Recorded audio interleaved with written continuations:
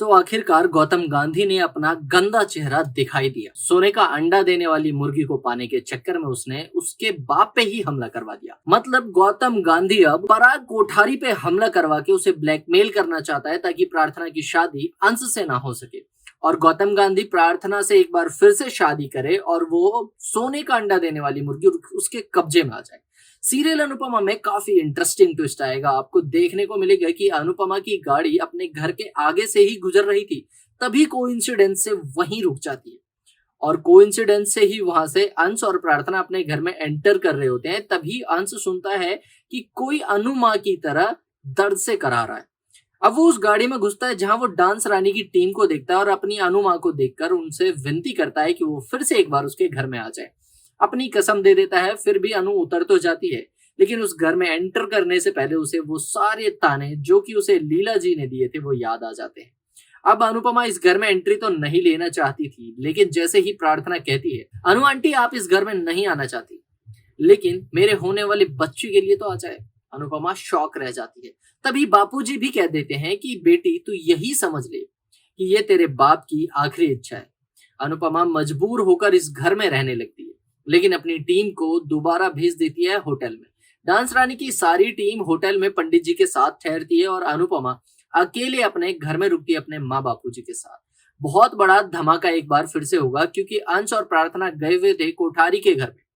अब वहां पर अंश और प्रार्थना को एक साथ देकर गौतम जैसे ही अंश पे हमला करने वाला होता है, अंश सबके सामने गौतम को एक थप्पड़ लगा देता है, जिस थप्पड़ की वजह से पहले तो मोटीबा काफी नाराज होती है, लेकिन वसुंधरा जी को इस बार उसी टोन में, उसी आवाज, उसी शब्दों में जवाब मिलता है जिसमें वो हमेशा बात किया करती है। अंश कहता है ये घर की बड़ी है इसीलिए मैं इनसे माफी मांगता हूँ। मैं इस उम्मीद में यहाँ पर आया था कि हमारे रिश्ते को बड़ों का आशीर्वाद मिलेगा, लेकिन अगर ये लोग हमारे रिश्ते को आशीर्वाद नहीं देना चाहते हैं तो प्रार्थना कोई बात नहीं, हम यहाँ से चलते हैं।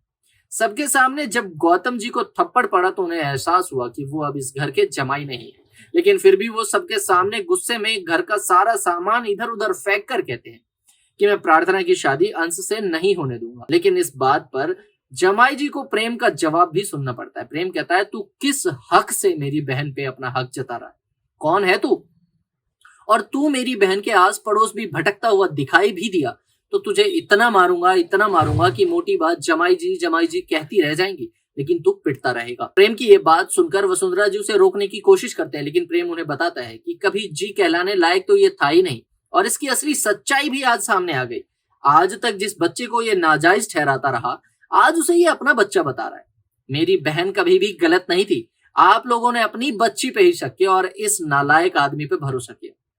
लेकिन मैं फिर भी वार्न कर देता हूं, मेरी बहन की खुशियों के बीच में अगर ये आया तो उसका अंजाम इसे भुगतना पड़ेगा। अभी तो ये इस शहर में आई है, अब आगे देखिए क्या क्या होता है।